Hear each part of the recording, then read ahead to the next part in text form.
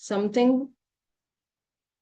Today we are going to read something connected with invaluable values, which is an extension of how we are understanding deeply to harmonize the relationships. So I asked a friend, what do you want to become? A person of values or valuables? Merely an efficient and rich professional or also a good human being? Valuables are valuable, but values are invaluable. We find professionals like doctors exploiting the helplessness of patients, lawyers resorting to malpractices, politicians who bought for a prize, and sportsmen who fix matches. A person may be applauded for what he has, but he is respected truly for what he is. We know that if money is lost, something is lost. If time is lost, something precious is lost. But when character is lost, everything is lost. So fire is bright and brilliant. Its flames burns upwards. So none can touch it. Water flows downwards and is trodden upon. We respect a person who is upright and disrespect one who compromises his values and slides down. So basically, if you see today, we are focusing more on that what is the most important asset in our life? The values, the value system which makes our personality. We might acquire a lot of valuables in our life, but we are respected only for the value system which we project or for which we are known as. Many complain that possessing both values and valuables together is not possible. Honesty does not pay. So make money by being dishonest. Some do not have the opportunity or too frightened to be dishonest. So they are grudgingly honest. A government official complained, I want to take bribes, but no one gives me. Superficially, dishonesty may seem to pay, but we realize that actually honesty alone pays. A dishonest person cannot declare his dishonesty. He has to claim to be honest to continue his dishonest ways. A dishonest businessman takes great pains to employ an honest accountant and a trusted servant. In the court, a jewel thief swears for he has not stolen. He is acquitted. He then asks the judge cheekily, does that mean I can keep the jewels? So basically, it says that how many valuables you acquire in your life, your values still will play the most important role. There's a very beautiful line which is said that a dishonest businessman also looks for an honest accountant and a trusted servant. That shows that even that man identifies that value system is more important than acquiring values or valuables. But what we have and what we really want to be, there is a big difference. A person worth $1 billion may still be worthless.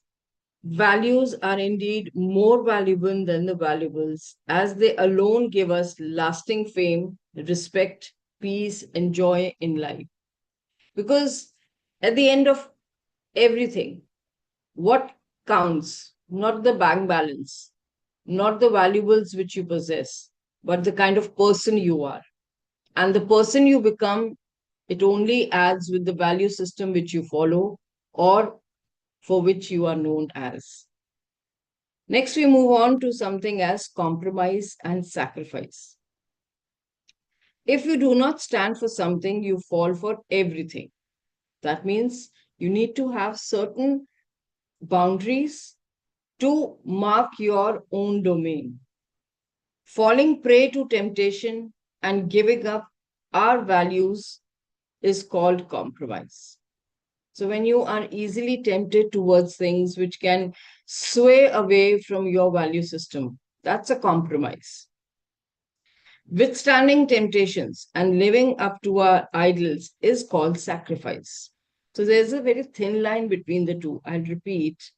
Falling prey to temptation means when there is something which you can easily get trapped for, that and that is giving up on your value system, that is compromise.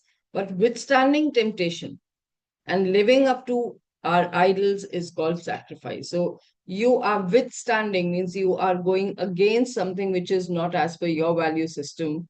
You are not accepting it, is called as sacrifice. In both, there is renunciation. In the former, we renounce the higher for the sake of the lower. In the latter, the lower for the sake of the higher. The words might be complicated in simple language. Again, values are highly important than your valuables.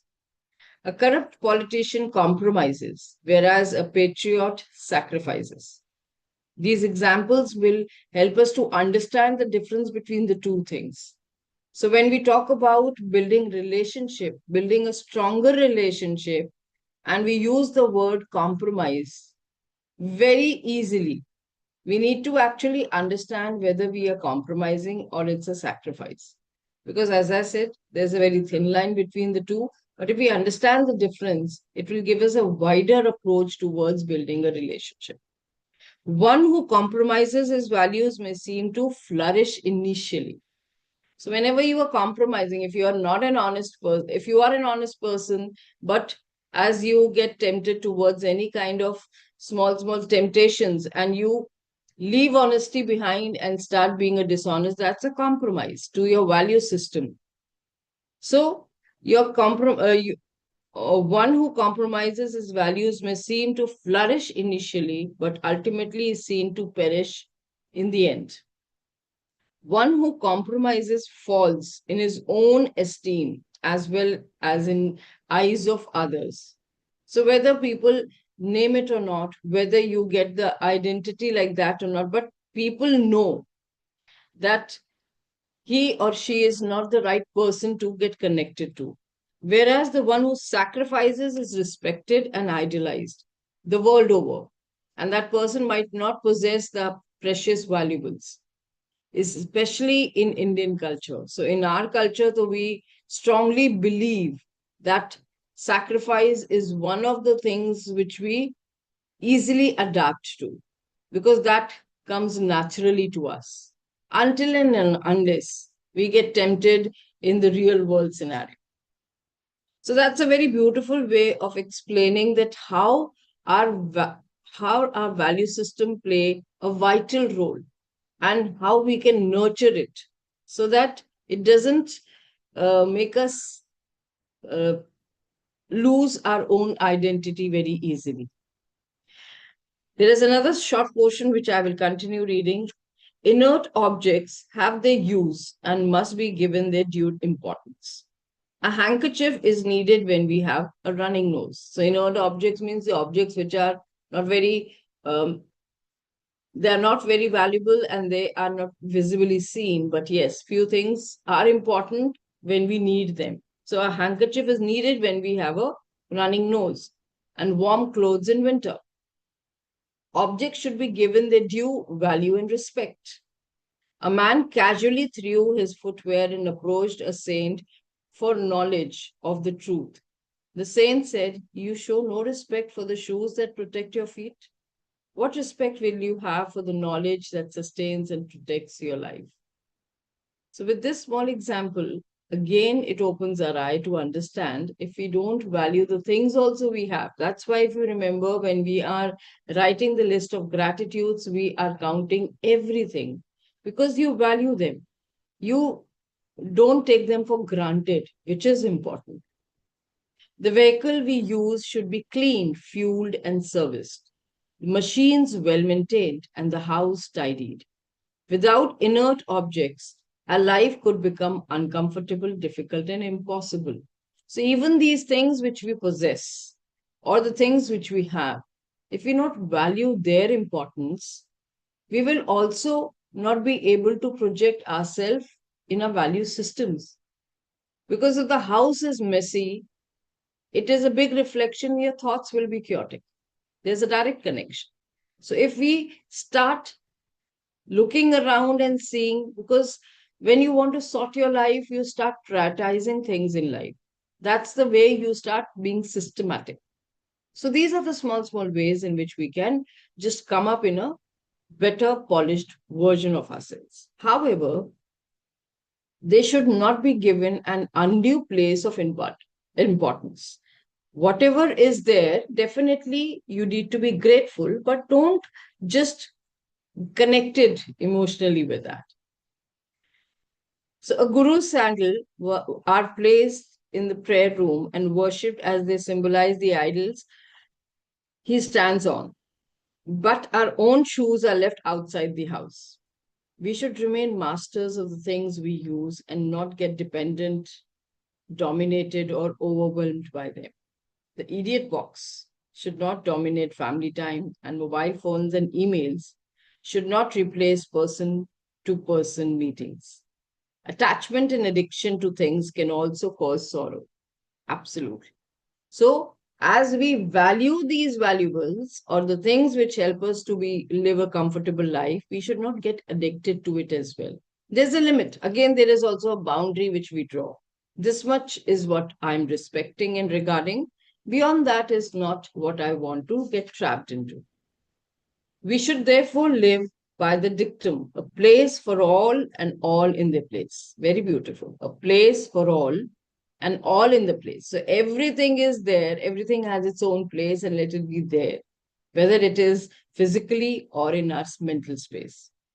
Inert objects, living beings, relationships, and values, all of them have an important place in our life, and we should be given their due importance and priorities. Beautifully ended the chapter with this thought that we started how to nurture the relationship possible, but how it ended up knowing that the environment and the places and things which we use, we also have connect with that.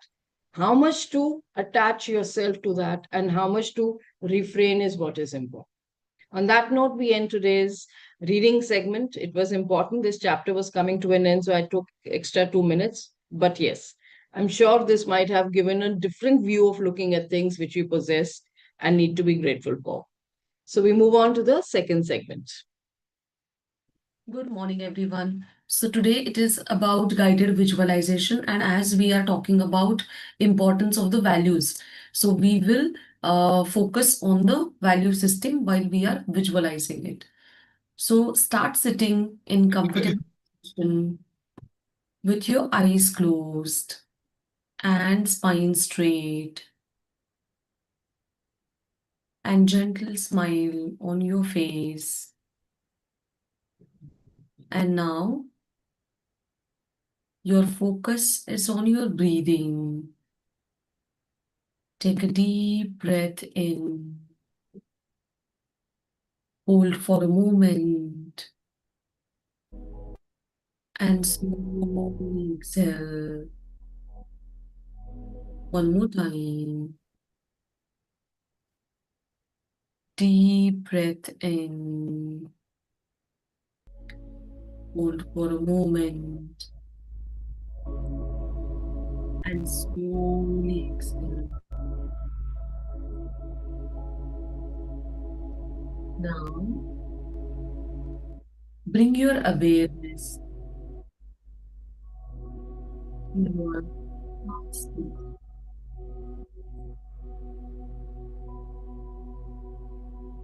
and imagine you're standing in a calm garden.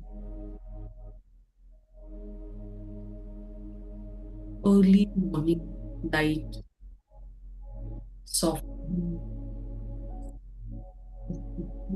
your skin,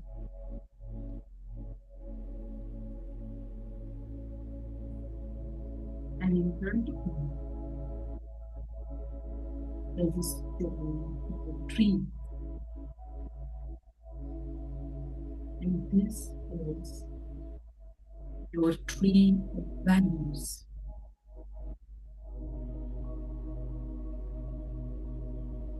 Just notice its weight, going deep into the earth.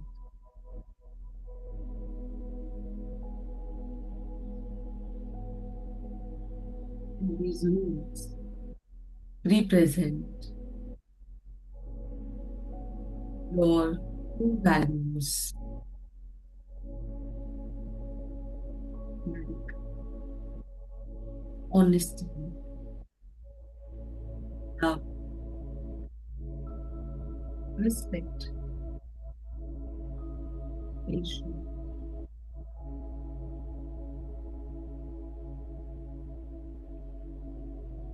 And just ask yourself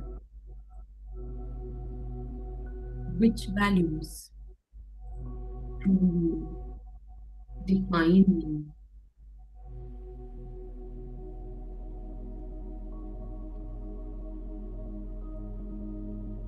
Feel those words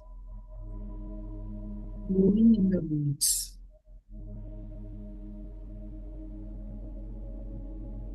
Now, bring awareness down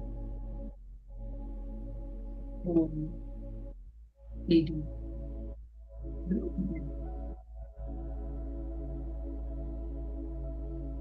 Be strong represents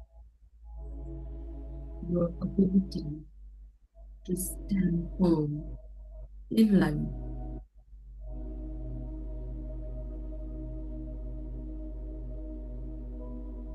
Even life challenges you, even when situations demand compromise. You do not break, you adapt with awareness.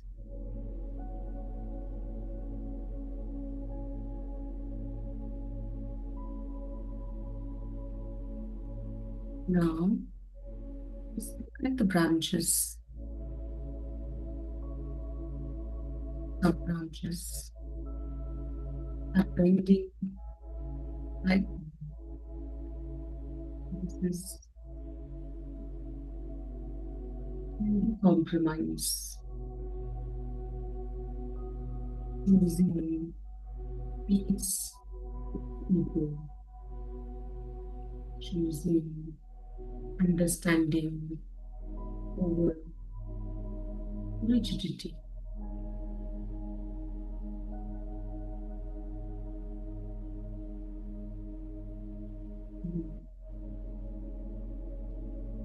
Your attention is in the leaves, which represents sacrifice,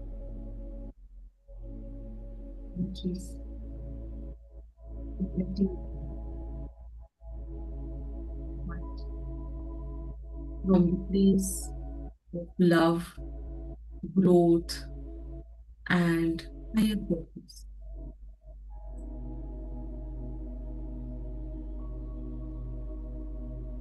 And now your deep light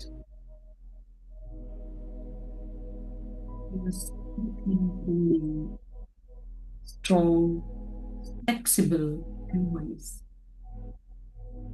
And this is you.